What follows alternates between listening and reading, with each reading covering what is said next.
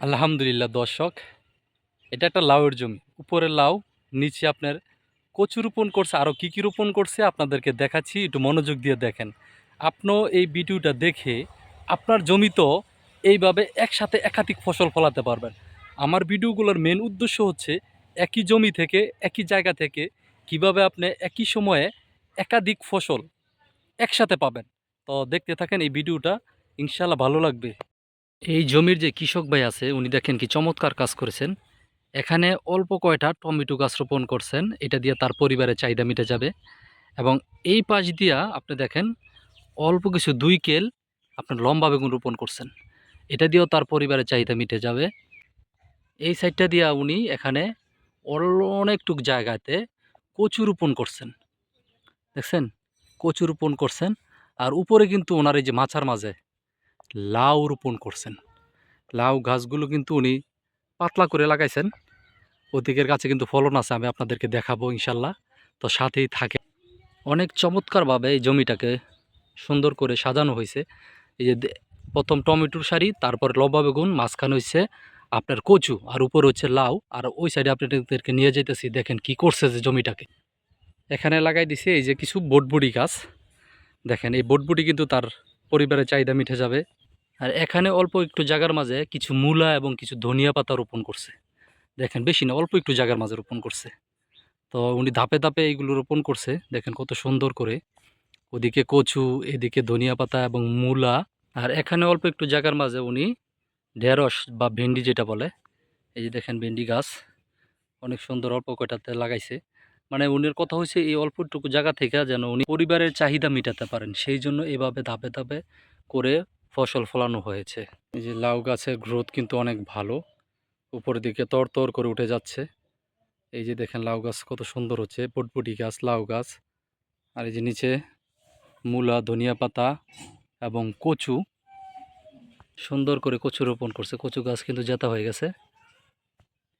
এখানে অল্প কিছু এই যে মূলা, এগুলো খাওয়া শেষ হয়ে গেছে। এবং এই জায়গাটুক, এই যে খালি জায়গাটুক সাদা দেখতেছেন, এখানেও উনি আবার মূলার বিচি এবং কিছু পালং শাকের বিচি ফালাইছে এই জায়গাটুক, খালি জায়গাটুকুর মাঝে। আর এখানে এই যে বেগুন গাছ রোপণ করছে আর কিছু মরিচ গাছ রোপণ করছে। আর উপরে এই যে তার ওনার সেই লাউ, দেখেন কত সুন্দর চমৎকার গাছে লাউ ধরা শুরু হয়েছে। তো এটাই একটা ছোট্ট একটা জমি থেকে একটা কৃষক কিভাবে তার পরিবারের চাহিদার জন্য মূলা, টমেটো, ধনিয়া পাতা, তার বটবুটি, লাউ সব কিছু পাবে, তার একটা চিত্র হচ্ছে এই জমিটা। এটা আপনারা যদি দেখেন তাহলে এখান থেকে শিখে অল্প জায়গার মাঝে অনেক কিছু চাষ করতে পারবেন, যেটা আপনার এবং আপনার পরিবারের চাহিদা মিটবে। এবং এখান থেকে কিছু অর্থ আপনি উপার্জন করতে পারবেন। দেখেন মাশাআল্লাহ, তো দেখেন গাছের এই অবস্থা। আর এই যে এই জমির মালিক হয়েছে এই চাচি। এই চাচি এই সবজিটা আবাদ করেছেন, লাউ, মূলা, ধনিয়া এবং কচু, মানে টমেটো, কোনো কিছু বাদ রাখেন নাই ওনার এই জমিটাতে, অল্প একটু জমিতে। তো চাচি এর আগে বলে এক পদ্ধতি বিক্রি করে এখন আবার নতুন করে রোপণ করছে। লাউ বিক্রি করছে, পালং শাক বিক্রি করছে, লাল শাক বিক্রি করছে। তারপরে এই যে আবার নতুন করে এই যে এই জায়গাটুকুর মাঝে কিন্তু আবার নিচে লাল শাকের বিচি ফালানো হয়েছে। তো চাচি আপনার এই জায়গাটুকুর মাঝে কি কি রোপণ করছেন আর কি কি বিক্রি করছেন একটু বলেন দিতে শুনি। লাল শাক, পালং শাক, লাউ বিক্রি করছি।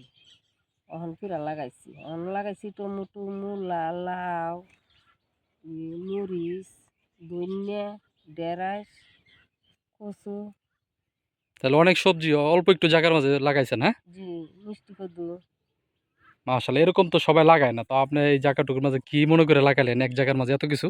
বাবা লাগাইছি, খাইলামও, বেচলামও, আত্মীয় স্বজনদের দিলামও, কুদুর কুদুর এনে দে করছি। তাহলে আপনার উদ্দেশ্য হয়েছে যে নিজেরও খাইলাম, কিছু জি বিক্রিও করলাম, আত্মীয় স্বজনকেও দিলাম, জি হ্যাঁ? দিতাছি এতে।